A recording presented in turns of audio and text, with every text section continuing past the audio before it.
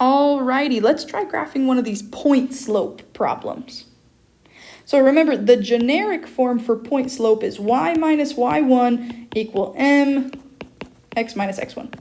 All this means is when you're trying to graph a point slope equation, they're going to give you a point and they're going to give you a slope, and that's really all you need. Let's give this a try. Let's look at problem number 3. Okay, if I take a look at just the first problem here, the first guy,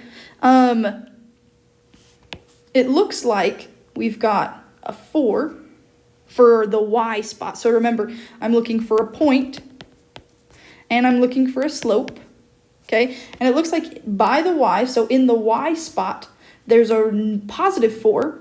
Remember, be careful here that you flip the sign. So it's actually going to be negative 4.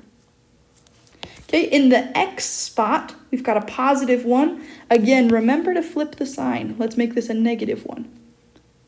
Okay, we'll talk more about why you got to flip the sign later. For right now, just know when you're in point slope form,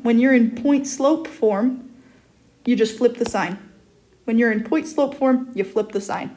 When you're in point slope form, you flip the sign. Okay, and then it looks like here my slope is 5.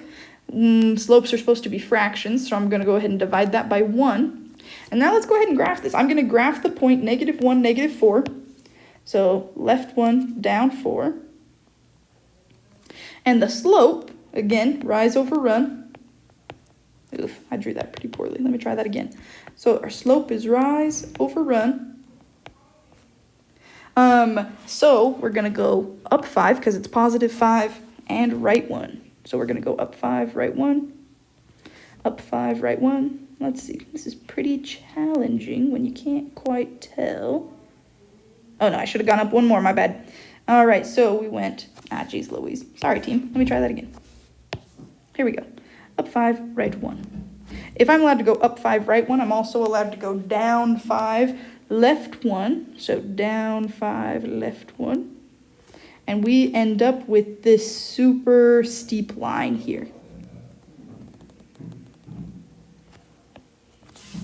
Okay, now let's try the other one.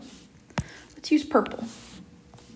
Okay, so again, I'm looking for a point, an x and a y, and I'm looking for a slope. Okay, looks like the slope is right here. It's this negative 1 over 5. In the y spot is a negative 2. Don't forget to flip the sign. So I'm going to make that a positive 2. And in the x spot, we've got positive 1. Don't forget to flip the sign. Let's make that negative 1. Okay, let's graph this point. I'm going to go left 1 and up 2. So left 1, up 2. And then again, it's our slope. Oops, there we go. Our slope is rise over run, meaning how far up and down do I go over how far left and right to go. It looks like the negative is on top. The negative can choose to be on top or on bottom. Doesn't matter. It just can't choose to be both.